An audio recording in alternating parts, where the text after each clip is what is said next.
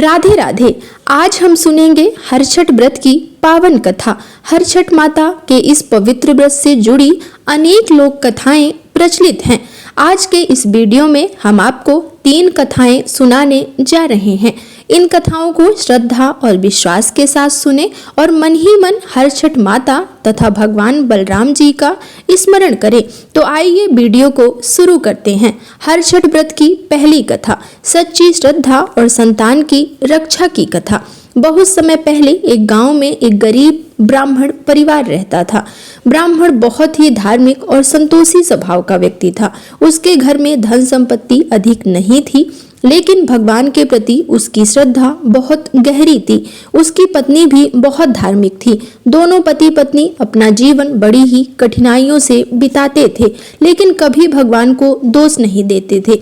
उसके घर में एक छोटा सा बच्चा था। वह बच्चा उनके जीवन की सबसे बड़ी खुशी थी। माँ अपने बच्चे से बहुत प्रेम करती थी और हमेशा भगवान से उसके अच्छे स्वास्थ्य तथा लंबी आयु की प्रार्थना करती थी।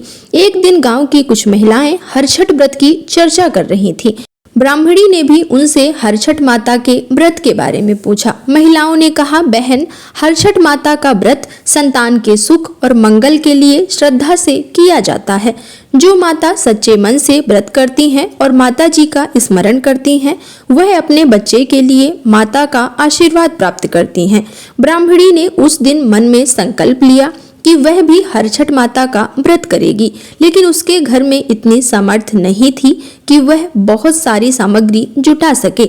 वह मन ही मन बहुत दुखी हुई। उसने माता से कहा, हे माता, मेरे पास धन नहीं है, लेकिन मेरे मन में आपके लिए श्रद्धा बहुत है। मैं अपने सामर्थ्य के अनुसार आपकी पूजा करूंगी। मेरी पूजा में कोई कमी रह जाए तो मुझे क्षमा करिएगा। उसने अपने घर में जो भी कुछ उपलब्ध था उसी से माता का स्मरण किया।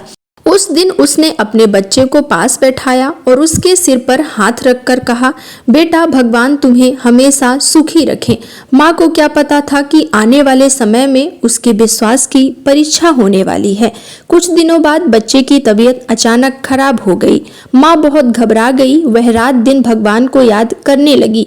उसने बच्चे के पास बैठकर कहा, हे हरछठ माता, मैंने आप पर विश्वास किया है, मेरे बच्चे की रक्षा करना। वह बार बार भगवान बलराम जी का नाम लेके रोने लगी।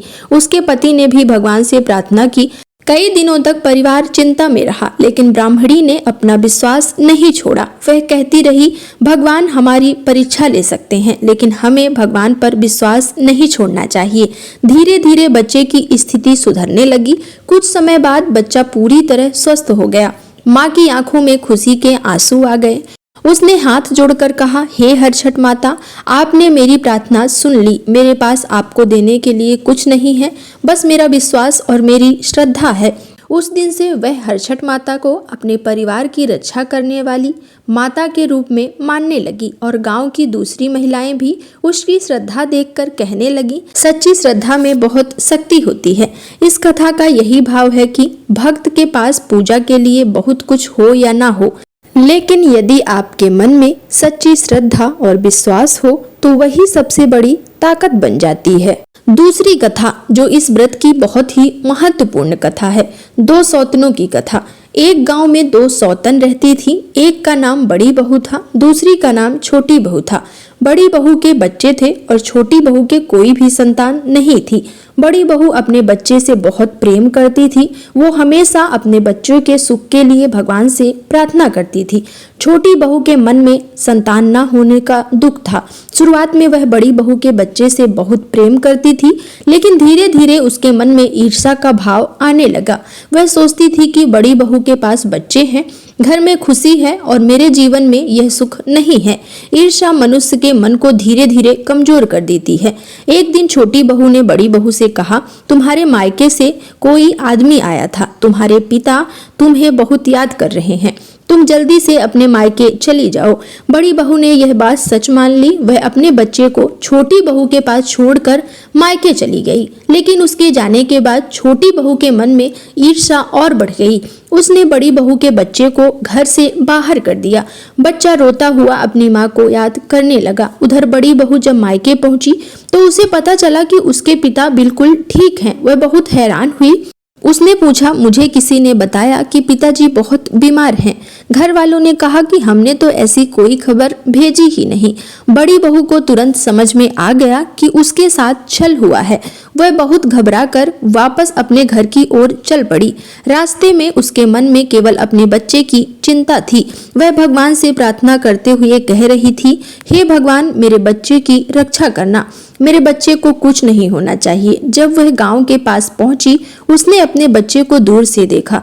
उसके बच्चे सुरक्षित थे। वह दौड़कर उनके पास गई, उन्हें अपने गले से लगा लिया। बच्चे अपनी माँ को देखकर रोने लगे। बड़ी बहू ने अपने बच्चों से पूछा, बच्चों, तुम यहाँ कैसे आए? बच्चों के साथ जो भी हुआ था उन्होंने अपनी माँ को बताया। बड़ी बहू सब समझ गई। उसने किसी से बदला लेने के बजाय भगवान का धन्यवाद किया। उसने हाथ जोड़कर कहा, हे हरछठ माता, आपने मेरी संतान की रक्षा की। मैं आपका धन्यवाद कैसे करूं? कहा जाता है कि इसके बाद बड़ी बहू ने हरछठ माता का व्रत पूरी श्रद्धा से करना शुरू किया। वह अपनी संतान के साथ साथ छोटी बहू के लिए भी भगवान से सद्बुद्धि की प्रार्थना करने लगी। एक दिन छोटी बहू को अपने किए पर बहुत पछतावा हुआ। वह बड़ी बहू के पास आई और रोते हुए बोली, मुझे क्षमा कर दीजिए, मेरे मन में ईर्ष्या आ गई थी, मैंने तुम्हारे साथ बहुत गलत किया।